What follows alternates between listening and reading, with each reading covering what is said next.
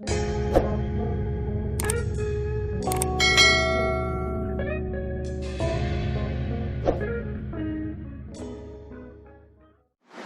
Morning students, मैं professor PN Singh आप सभी बच्चों का स्वागत करता हूं आपके अपने YouTube channel electro study IQ पर। Students, metals and non metals chapters से फर्स्ट वीडियो मैं ऑलरेडी बना चुका हूं, जिसमें मेटल के बारे में पूरी तरह से डिस्क्राइब कर दिया है।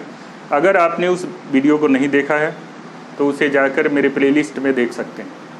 आज मैं नॉन मेटल के बारे में डिस्कस करने वाला हूं। जो नॉन मेटल की फिजिकल प्रॉपर्टीज़ क्या होती है, नॉन मेटल्स क्या होते हैं और उसकी केमिकल और फिजिकल प्रॉपर्टीज़ के बारे में डिटेल्स में जानेंगे। तो स्टार्ट करते हैं। नॉन मेटल्स क्या हैं? सबसे पहले जाने कि नॉन मेटल्स क्या होते हैं। मेटल्स के बारे में ऑलरेडी बता चुके हैं कि मेटल क्या है, यानी वैसे एलिमेंट्स जो इलेक्ट्रॉन डोनेट करते हैं उसको मेटल कहते हैं, और जो वैसे एलिमेंट जो इलेक्ट्रॉन एक्सेप्ट करते हैं यानी इलेक्ट्रॉन गेन करते हैं उसको नॉन मेटल कहते हैं। Those elements which gain electrons to form negative ions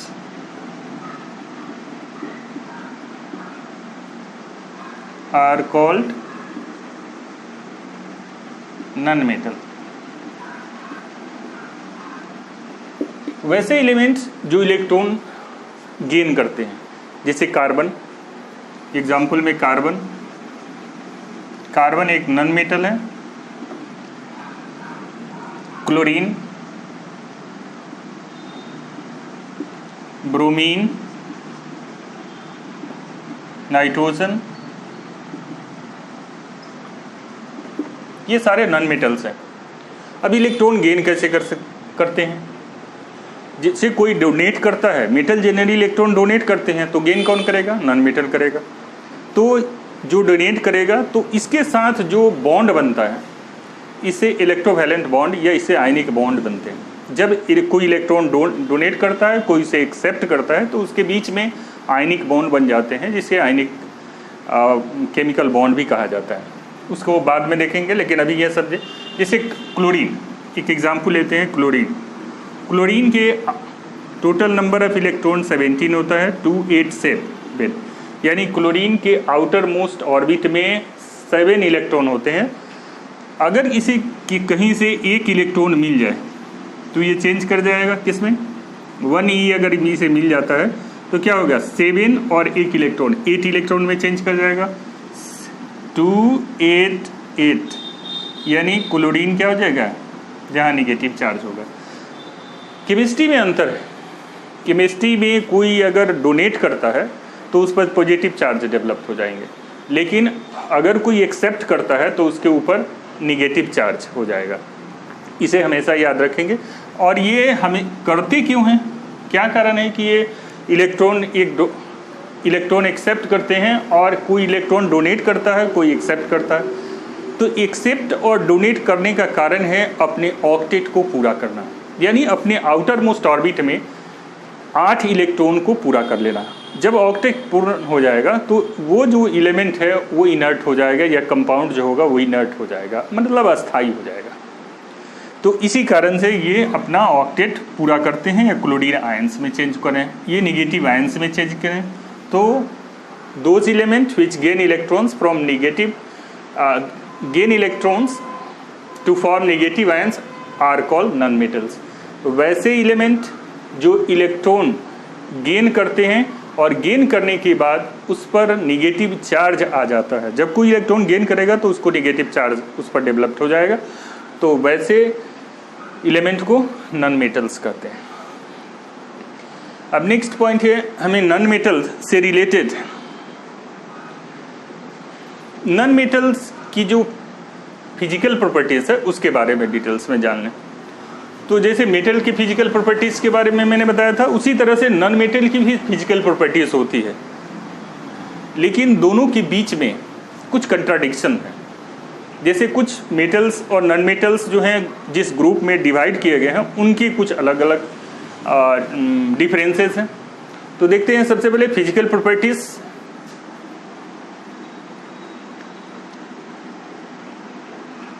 ये फिजिकल प्रॉपर्टीज है। जैसा कि फिजिकल प्रॉपर्टी जानते हैं, मैलिएबिलिटी एंड डक्टिबिलिटी। ये मैलिएबिलिटी का मतलब होता है चेंज इनटू सीट। मैलिएबल का मतलब होता है चेंज इनटू सीट। मैलिएबल मतलब होता है टू चेंज इनटू सीट, यानी जिसको चदरा में बदला जा सके। यानी नॉन मेटल को बदल सकते हैं? नहीं बदल सकते हैं। नॉन मेटल, कोई भी नॉन मेटल है जो सीट में नहीं चेंज हो सकता है। और दूसरा डक्टिलिटी। डक्टिलिटी मीन्स होता है ductility to change into wire, यानी जिसके तार खींचे जा सके। कोई भी नॉन मेटल नहीं है जिसके तार खींचा जा सकता है। एक डक्टिलिटी के सेंस में ज़्यादा डक्टाइल होता है वो है ग्रेफाइट। सबसे अधिक डक्टाइल होता है ग्रेफाइट। लेकिन कोई भी नॉन मेटल नहीं है जिसमें मैलिएबिलिटी पाई जाती है, यानी उनको सीट में चेंज किया है। कार्बन का सीट नहीं बनाया जाता, नाइट्रोजन, चूँकि ये जनरली सॉलिड स्टेट में पाए जाते हैं या गैसियस स्टेट में पाए जाते हैं। मैक्सिमम गैसियस स्टेट में पाए जाते हैं, कुछ ही हैं जो सॉलिड स्टेट में पाए जाते हैं। तो इस तरह से मैलिएबिलिटी और डक्टिलिटी नहीं के बराबर होती है। सिर्फ एक्सेप्शन है डायमंड। डायमंड जो कार्बन का एलोट्रॉप्स है, रियल में ये एलिमेंट नहीं है, एक एलोट्रॉप्स है, प्रूफ है कार्बन का फॉर्म डायमंड और ग्रेफाइट है, तो डायमंड डक्टिलिटी पाई जाती है। सेकेंड पॉइंट है ब्राइटल। ब्राइटल मतलब होता है भंगुर, जिसको पीटा जाए और पार्ट्स वाइज टूट जाए, चेंज इनटू पीसेस, यानी पीस में ब्राइटल change into pieces.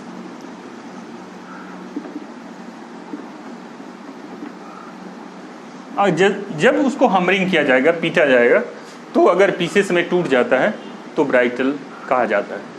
Non metal generally ब्राइटल nature के नहीं होते हैं, लेकिन इसके एक्सेप्शंस हैं।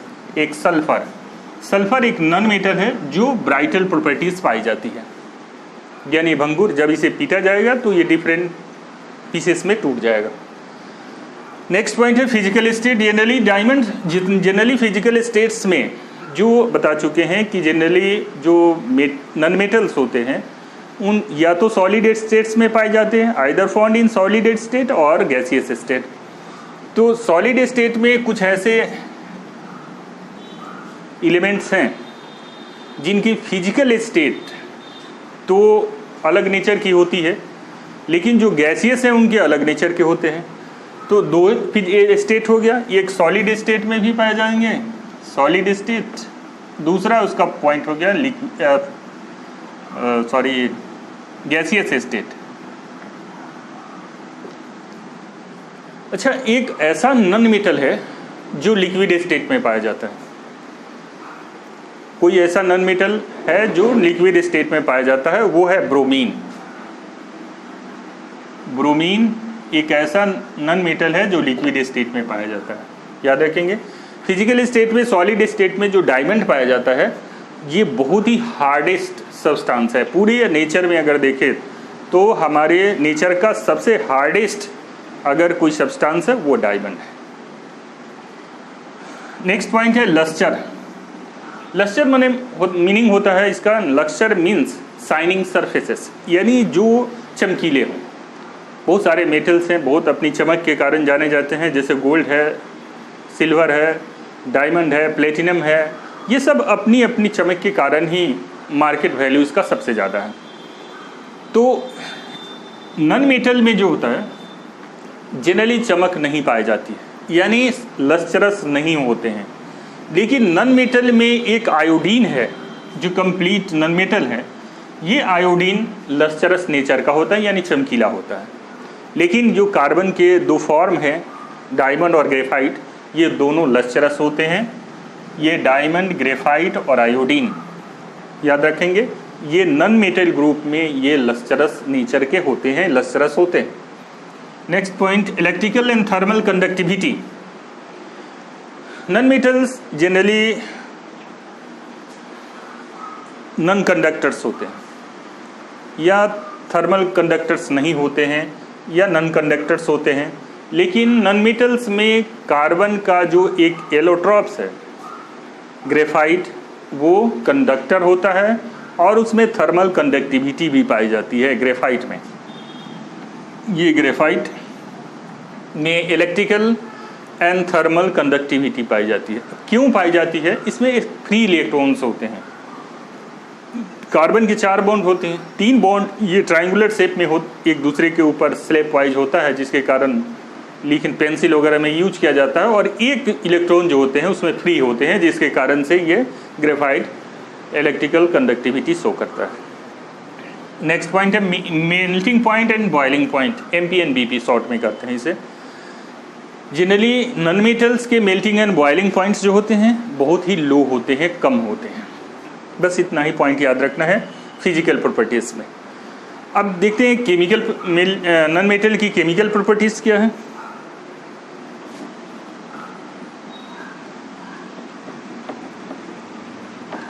केमिकल प्रॉपर्टीज में नॉन मेटल वाटर से कहीं रिएक्शन नहीं करता है। केमिकल प्रॉपर्टीज ने वाटर से रिएक्शन विथ वाटर,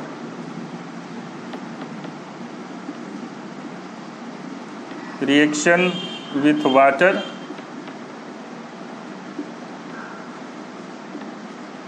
यानी H2O से कोई रिएक्शन नहीं करता, चाहे वो हीट वाटर हो, कोल्ड वाटर, कोल्ड हो, हीट हो या स्टीम हो।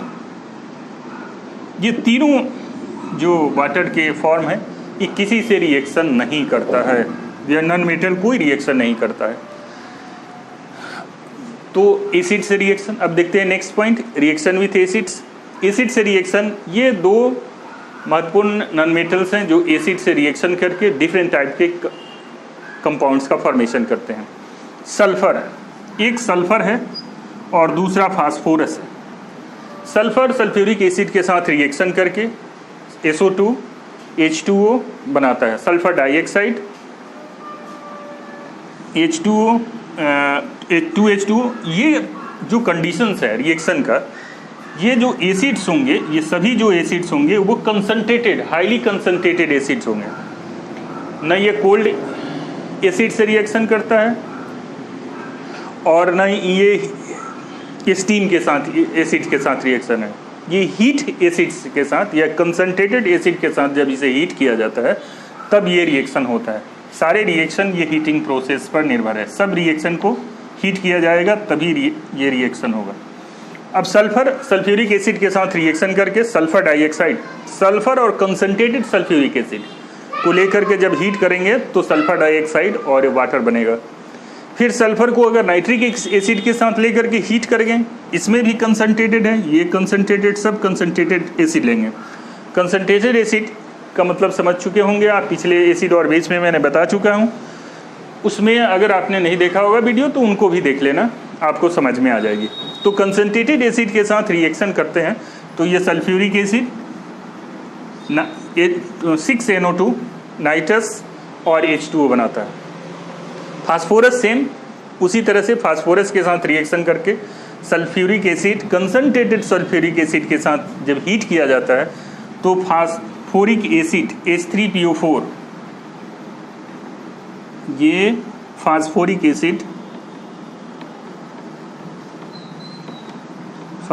एसिड का फॉर्मेशन होता है। ये भी फास्फोरिक एसिड बनाएगा।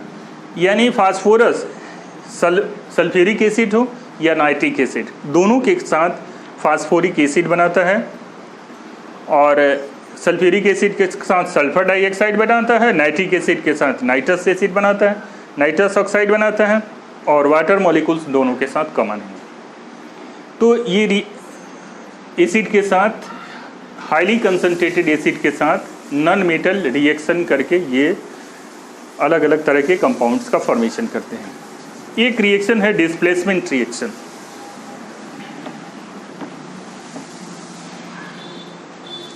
Non metal displacement reaction show करते हैं।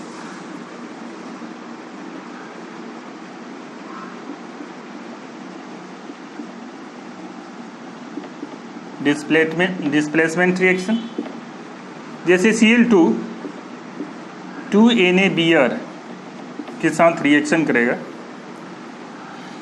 2NaCl plus 2Br। अब देखो ये क्लोरीन जो है ब्रोमीन के को क्या करता है, डिस्प्लेस कर देता है। यहाँ डिस्प्लेस कर दिया, NaBr से क्लोरीन रिएक्शन करके ब्रोमीन को डिस्प्लेस कर दिया और उसकी जगह अपना पोजीशन ले लिया और सोडियम क्लोराइड, ये सोडियम क्लोराइड का फॉर्मेशन कर देता है, सोडियम क्लोराइड। अब ये होते क्यों है देखें, ब्रोमीन हाईली, जितने बता चुके हैं कि क्लोरीन, ब्रोमीन, आयोडीन ये हाईली इलेक्ट्रोनेगेटिव एलिमेंट्स हैं। तो ब्रोमीन की अपेक्षा अगर देखें तो क्लोरीन हाईली इलेक्ट्रोनेगेटिव एलिमेंट है, तो ब्रोमीन लो इलेक्ट्रोनेगेटिव एलिमेंट है विथ रेस्पेक्ट टू क्लोरीन। तो क्या करता है, ब्रोमीन उसको क्या डिस्प्लेस कर देता है और डिस्प्लेस करके उसके पोजीशन पे चला जाता है ड्यू टू हाई इलेक्ट्रोनेगेटिविटी। तो 3 रिएक्शन हुए chemical reaction with water, water के साथ कोई रिएक्शन नहीं करता है। एसिड्स के साथ रिएक्शन सल्फर और फास्फोरस करते हैं और ये डिफरेंट टाइप के कंपाउंड्स का बनाते हैं। Phosphoric acid sulphur, nitric acid और सल्फ्यूरिक एसिड के साथ रिएक्शन करके फास्फोरिक एसिड बनाता है और फास्फोरस सल्फर जो है H2SO4 और HNO3 दोनों के साथ रिएक्शन करके अलग अलग सल्फर डाइऑक्साइड और सल्फ्यूरिक एसिड का फॉर्मेशन करता है। तो ये रिएक्शन आपने देख लिया। अब देखें कि डिस्प्लेसमेंट रिएक्शन भी शो करता है, जिसको हम क्लोरीन और NaBr के साथ दिखाए। तो ये 3 रिएक्शन है इंपॉर्टेंट रिएक्शन, लेकिन आपको याद रखना है ये रिएक्शन एसिड के साथ reaction.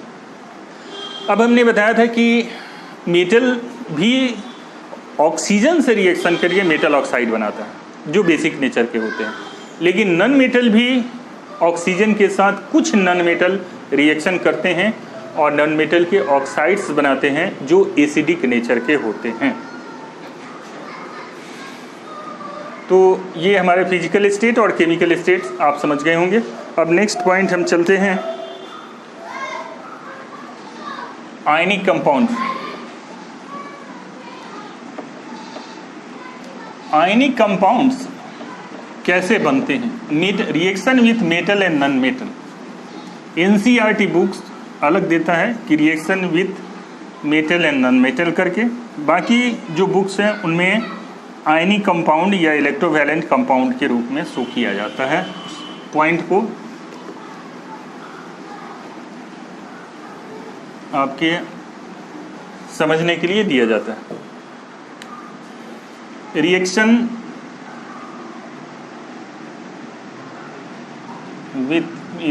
Between metals and non-metals।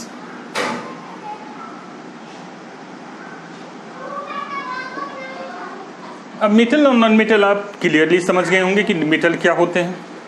Metal सोना, चांदी, लोहा, तांबा ये सब मेटल्स हैं। नॉन मेटल जैसे सल्फर है, फास्फोरस है, कार्बन है, क्लोरीन, ब्रोमीन, आयोडीन ये सब नॉन मेटल्स हैं। केमिकली इसको समझें कि मेटल्स वो है जो इलेक्ट्रॉन डोनेट करता है और नॉन मेटल वो है जो इलेक्ट्रॉन एक्सेप्ट करता है। तो मेटल और नॉन मेटल आपस में रिएक्शन करके आयनिक कंपाउंड्स का फॉर्मेशन करते हैं। कैसे करते हैं इसको देखते हैं। जैसे मेटल हमने लिया सोडियम, सोडियम मेटल है, इसकी एटॉमिक नंबर होती है 11। अब इसको ऑर्बिट और सब ऑर्बिट में अगर डिवाइड करें तो ये 281 होता है, 281। अगर ये चाहे तो अपने आउटर मोस्ट इलेक्ट्रॉन को डोनेट कर सकता है एक्साइटेड स्टेट में।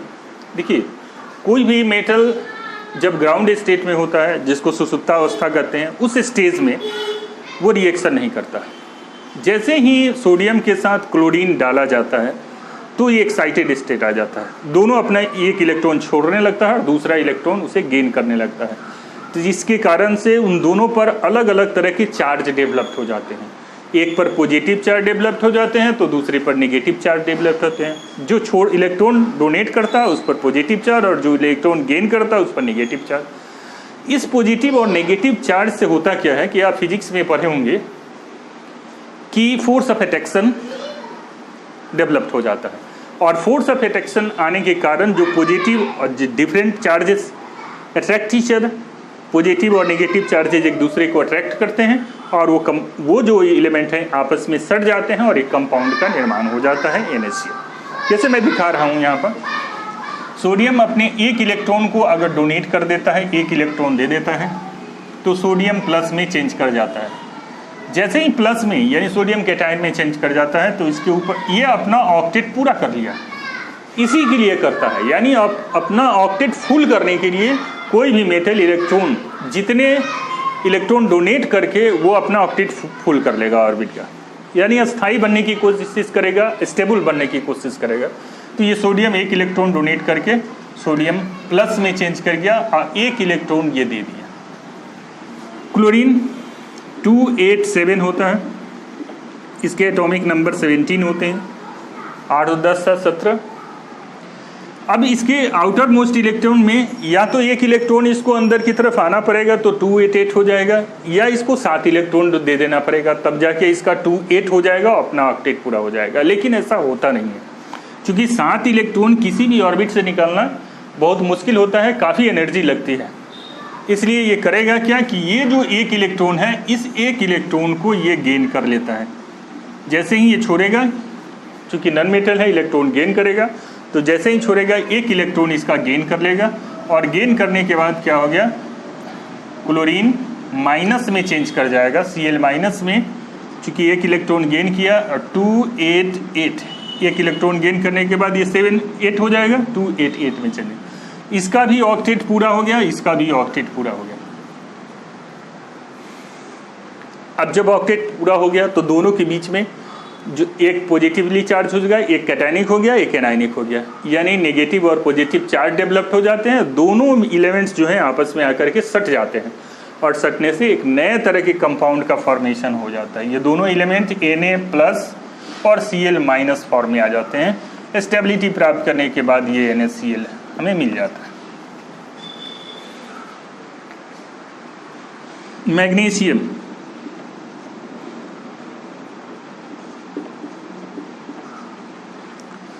मैग्नीशियम 12, एक और एग्जाम्पल लेते हैं। मैग्नीशियम क्या है, एक मेटल है। मैग्नीशियम ये मेटल है, ये क्या करेगा, इलेक्ट्रॉन डोनेट करेगा। तो अब इसके पास ऑक्टेट पूरा करने के लिए दो ऑप्शन है, या तो आप डोनेट कीजिए या एक्सेप्ट कीजिए। तो ये 2 इलेक्ट्रॉन को डोनेट कर दे तो इसका ऑक्टेट पूरा हो जाएगा, या कहीं से 6 इलेक्ट्रॉन ले ले तब ये ऑक्टेट पूरा हो जाएगा। तो 6 इलेक्ट्रॉन लेना संभव नहीं है। ज़्यादा से ज़्यादा हम लोग केमिस्ट्री में यही जानते हैं कि 1 2 3 इलेक्ट्रॉन ही जनरली मेटल डोनेट कर पाते हैं और नॉन मेटल उसे एक्सेप्ट कर पाते हैं।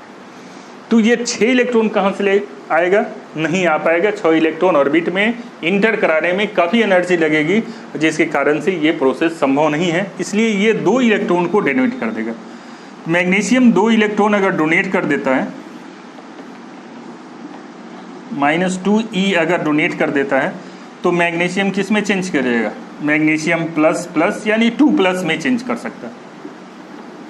मैग्नीशियम 2+, नया सिस्टम ये आ गया 2+ लिखने का। मैग्नीशियम प्लस में चेंज कर गया या 2+ में, और 2 इलेक्ट्रॉन इसने निकाल दिया। अब 2 इलेक्ट्रॉन कौन गेन कर सकता है, मान लीजिए हम क्लोरीन को ही गेन कर सकते हैं, दूसरे ब्रोमीन भी गेन कर सकते हैं, तो हम क्लोरीन को गेन कराते हैं। मैग्नीशियम 2 इलेक्ट्रॉन, तो अब इसके पास 2 इलेक्ट्रॉन डोनेट किया। क्लोरीन को कैपेसिटी कितनी है, 1 इलेक्ट्रॉन लेने की, 2 8 7 है, 1 इलेक्ट्रॉन लेगा। तो 2 क्लोरीन, 2 एलिमेंट एटम्स क्लोरीन्स उसके साथ अटैच होंगे। इसी कारण से मैग्नीशियम कि 1 इलेक्ट्रॉन तो 2 इलेक्ट्रॉन छोड़ा, -2e- तो 1 इलेक्ट्रॉन इसके पास चला जाएगा, -1e ये ले लिया, 28AT भी पूरा हो गया, और ये -1e इलेक्ट्रॉन ले लिया और 288 ये भी अपना ऑक्टेट पूरा कर लिया, और इसका ऑलरेडी ऑक्टेट पूरा हो गया। अब देखिए यही कारण है कि ये 2 इलेक्ट्रॉन डोनेट किया, अगर कोई 2 इलेक्ट्रॉन लेने वाला आ जाएगा, ऑक्सीजन आ जाएगा, तो ऑक्सीजन के साथ आएगा तो हाईली इलेक्ट्रोनिगेटिव एलिमेंट है तो MgO बन जाएगा, एक ही एटम इलेक्ट्रॉन का 2 इलेक्ट्रॉन को एक्सेप्ट कर लेगा। लेकिन क्लोरीन की कैपेसिटी क्या है, 1 इलेक्ट्रॉन की, 2 इलेक्ट्रॉन यहाँ आकर के 2 एटम क्लोरीन के आकर के अटैच होंगे और MgCl2 कंपाउंड बन जाएगा। समझ में आ गया? अब ये दोनों कंपाउंड्स जितने भी मेटल और नॉन मेटल के इलेक्ट्रॉन डोनेशन या इलेक्ट्रॉन एक्सेप्टेंस के कारण जो आता है, जो प्रॉपर्टी पॉजिटिव और नेगेटिव आयंस आते हैं, और उनके कम्बिनेशन से जो कंपाउंड का फॉर्मेशन होता है, उस कंपाउंड को आयनिक कंपाउंड या इलेक्ट्रोवैलेंट कंपाउंड कहते हैं। इस तरह के जो कंपाउंड होंगे, जो सोडियम क्लोराइड बनेगा या मैग्नीशियम क्लोराइड, मैग्नीशियम ऑक्साइड, ये आयनिक कंपाउंड कहलाता है, आयनिक कंपाउंड्स, या इसको एक दूसरा नाम है इलेक्ट्रोवैलेंट कंपाउंड, इलेक्ट्रोवैलेंट कंपाउंड्स।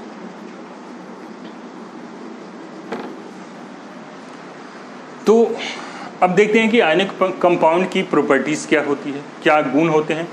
ये तो अभी आयनिक कंपाउंड्स का फॉर्मेशन समझ गए कि मेटल और नॉन मेटल के कॉम्बिनेशन से जो कंपाउंड बनते हैं उसको आयनिक कंपाउंड या इलेक्ट्रोवैलेंट कंपाउंड्स कहते हैं। सीधे बहुत सिंपल डिफिनीशन है, आप दे सकते हैं। The compounds form by the metal और non metal is called ionic compounds. और ये इलेक्ट्रॉनों के डोनेशन के कारण होते हैं और एक दूसरे के एक्सेप्शन के कारण होते हैं। एक एक्सेप्ट करता है, एक डोनेट करता है। जितना इलेक्ट्रॉन कोई डोनेट करेगा, दूसरा एटम कोई एक्सेप्ट करता है, जिसके कारण उस पर कंटिन्यू करते हैं। आयनिक कंपाउंड की प्रॉपर्टीज क्या होती हैं? जो आयनिक कंपाउंड्स बनते हैं मेटल और नॉन मेटल के कम्बिनेशन से, तो ये आयनिक कंपाउंड की जो प्रॉपर्टीज होती है वो 4 इंपॉर्टेंट कैटेगरी में डिवाइड किया गया। पहली प्रॉपर्टीज है फिजिकल स्टेट्स, यानी इनके फिजिकल स्टेट्स क्या होते हैं। जनरली जो आयनिक कंपाउंड्स होते हैं उनके जो फिजिकल स्टेट्स होते हैं वो क्रिस्टलाइन सॉलिड के रूप में पाए जाते हैं। फर्स्ट है क्रिस्टलाइन सॉलिड के रूप में पाए जाते हैं, जनरली क्रिस्टलाइन सॉलिड के रूप में पाए जाते हैं, और ये ब्राइटल नेचर के होते हैं।